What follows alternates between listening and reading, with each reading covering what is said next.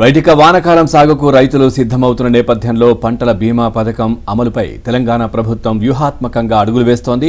June July నెలల్లో పంటలకు బీమా చేయడం కంటే సాగు మొదలైన 4 నెలల తర్వాత అక్టోబర్లో ప్రకృతి విపత్తులు సంభవించే అవకాశం ఉన్న సమయంలో క్రాప్ ఇన్సూరెన్స్ చేయాలనే ఆలోచనతో ఉన్నట్లు విశ్వసనీయ వర్గాల ద్వారా తెలిసింది. దీంతో పాటు ఈసారి విభిన్నంగా వాతావరణ పరిస్థితులు, సాంకేతిక అంశాలను పరిగణలోకి తీసుకుని 3 విధాలుగా టెండర్లు పిలవాలనే నిర్ణయానికి రాష్ట్ర ప్రభుత్వం వచ్చినట్లు సమాచారం. జూన్తో మొదలయ్యే వానాకాలం సీజన్ జూలై, ఆగస్టు, సెప్టెంబర్ వరకు కొనసాగుతుంది.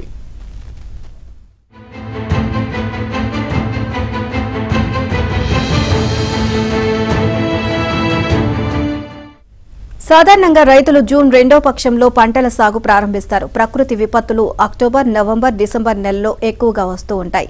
అటువంటప్పుడు ఇప్పుడే తొందరపడి పంటల బీమా ప్రీమియం చెల్లించకుండా సాగును, వాతావరణ పరిస్థితులను, ప్రకృతి విపత్తులను గమనించి ప్రీమియం చెల్లించాలి అనే ఆలోచనకు రాష్ట్ర ప్రభుత్వం వచ్చినట్లు తెలుస్తోంది.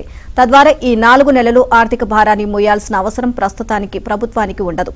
నిర్ణీత సమయంలో ప్రీమియం చెల్లించి రాష్ట్ర వ్యాప్తంగా సాగవుతున్న అన్ని రకాల పంటలకు క్రాప్ ఇన్సూరెన్స్ చేసేలా అధికారులు కసరత్తు చేస్తున్నారు. క్రాప్ బుకింగ్ ఇప్పటికే మొదలైంది. ఈ ఏఈఓలు పంటల నమోదు ప్రక్రియ కొనసాగిస్తున్నారు.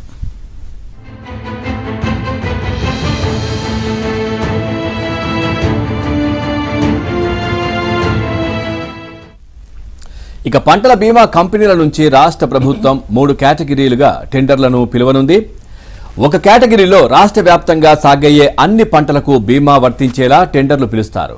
రెండో కేటగిరీలో ఎంత పంట నష్టానికి పరిహారం చెల్లిస్తారు, 60%, 80% అనే అంశం ఆధారంగా టెండర్లు పిలుస్తారు. మూడో కేటగిరీలో పంటల దిగుబడి తగ్గిన పరిస్థితుల్లో రైతులకు అండగా ఉండేలా బీమా సదుపాయం కల్పిస్తారు. నకిలీ విత్తనాలు తదితర కారణాలతో పంటల దిగుబడి తగ్గి రైతులు నష్టపోతున్నారు. అటువంటప్పుడు వారికి పరిహారం చెల్లించే వ్యవస్థ అందుబాటులోకి వస్తే రైతులకు మేలు జరుగుతుందనే అభిప్రాయాలు వ్యక్తమవుతున్నాయి. అయితే రాష్ట్రంలో పంటల బీమా పథకాన్ని ఉచితంగా అమలు చేయాలని ప్రభుత్వం ఇప్పటికే నిర్ణయించింది.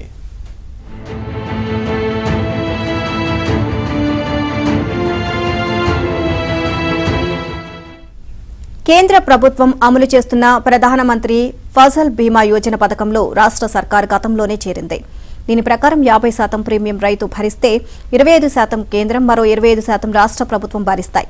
ఇప్పుడు రాష్ట్ర ప్రభుత్వం ఉచిత బీమా అమలు చేస్తుండటంతో 75% ప్రీమియం భారం రాష్ట్ర ప్రభుత్వంపైనే పడుతుంది. ప్రీమియం కింద బీమా కంపెనీలకు 2019-20లో 881 కోట్లు, 2018-19లో 545 కోట్లను రాష్ట్ర ప్రభుత్వం చెల్లించింది. ఆ లెక్క ప్రకారం చూస్తే ఈసారి ఆర్థిక భారం మరింత పెరుగుతోంది.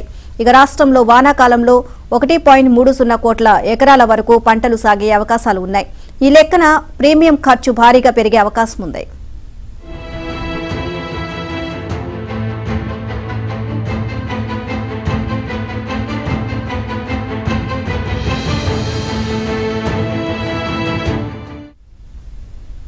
ప్రధానమంత్రి ఫసల్ బీమా యోజన మార్గదర్శకాల ప్రకారం పంటల వారీగా కటాఫ్ తేదీలు ఉన్నాయి. పత్తి పంటకు జూలై 14వ తేదీ, ఇతర పంటలకు జూలై 31వ తేదీ, మిర్చి పంటకు సెప్టెంబర్ నెలాఖరు వరకు కటాఫ్ తేదీ ఉంది.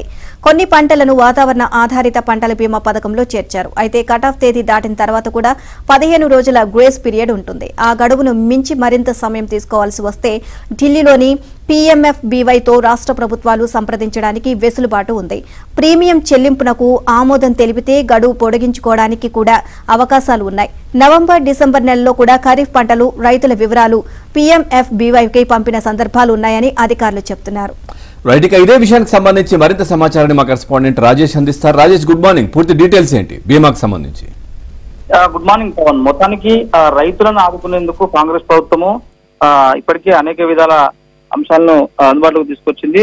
దానిలో పర్టికులర్ గా 50 లక్షల మంది రైతాంగానికి రుణమాఫీ చేసినటువంటి అంశం పైన ఇప్పటికే పూర్తి స్థాయి నివేదికలు సిద్ధం చేసినటువంటి రాష్ట్ర ప్రభుత్వం ఇక విపత్తుల వేళ పంట బీమాల అంశాన్ని కూడా మరొకసారి పరిశీలిస్తుంది. ఈసారి అక్టోబర్ లో ఈ బీమా చేసే విషయంలో రాష్ట్ర ప్రభుత్వం ఉన్నట్లు కూడా తెలుస్తుంది. దీనికి సంబంధించిన విధి విధానాలన్నీ కూడా వానాకాలం ఈ సీజన్ ముగిసేసరికి ఒక క్లారిటీ తీసుకురావాలని చెప్పేసి ఉన్నత స్థాయి అధికారులను రాష్ట్ర ప్రభుత్వం ఆదేశించింది. తద్వారా రైతులకు కాస్త ఆర్థిక భారం తగ్గడంతో పాటుగా వ్యవసాయానికి అనుకూలమైనటువంటి పంటలు వేసుకునేందుకు వెసులుబాటు దొరుకుతుందని చెప్పేసి ప్రభుత్వం భావిస్తూ ఉంది. దీనికోసము 3 కేటగిరీలుగా విభజించి టెండర్లను పిలవాలని చెప్పేసి రాష్ట్ర ప్రభుత్వం మౌఖిక నిర్ణయం తీసుకుంది.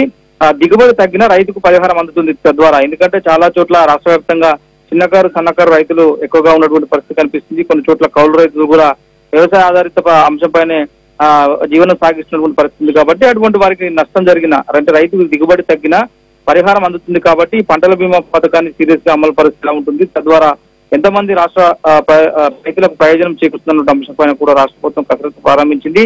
ఈ ఉచితంగా పంటల బీమాకు సంబంధించిన అంశంపైన 75% రాష్ట్ర ప్రభుత్వం, 20% కేంద్ర ప్రభుత్వం చెల్లింపుగా వాటాలు డిక్లేర్ చేసి తద్వారా ఈ అంశాన్ని పూర్తి స్థాయిలో రైతులకు అందించేలాగా చర్యలు తీసుకుంటే కనుక ఈ ఫసల్ బీమా గడువు దాటితే కేంద్ర ప్రభుత్వం దీనికి ప్రత్యేక అనుమతి ఇచ్చేటువంటి అవకాశం ఉంటుంది. కాబట్టి ఓవరాల్ గా దీనికి సంబంధించిన విషయంలో విధి విధానాలు ఖరారు చేసి ఎంతమంది బెనిఫిషరీస్ ఉన్నారు, బెనిఫిషరీస్ ద్వారా రాష్ట్ర ప్రభుత్వానికి ఏ మేరకు ఆదాయం పడుతుంది, తద్వారా రైతులకు న్యాయం జరుగుతున్న అంశం పట్ల కూడా వ్యవసాయ శాఖ అధికారుల నుంచి ఒక స్పష్టమైన నివేదిక తీసుకొని ఆ నివేదిక ఆధారంగా రాష్ట్ర ప్రభుత్వం ఈ పంటల బీమా అంశాన్ని పూర్తి స్థాయిలో అమలు పరచాలని చెప్పేసి కూడా